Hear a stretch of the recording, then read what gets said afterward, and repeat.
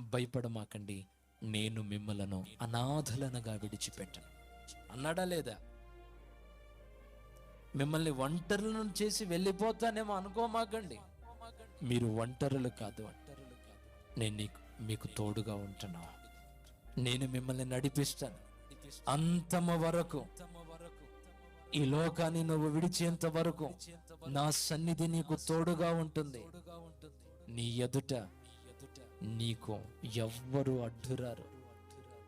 ఈ పోరాటాల మధ్యలో నా బలమైన సన్నిధి నీకు తోడుగా ఉంటుంది.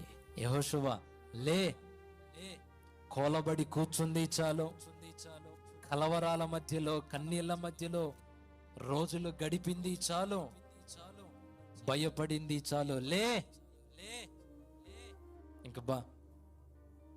ఇప్పటిదాకా నాకు కవచంగా ఉన్న నా నాయకుడు లేడు అని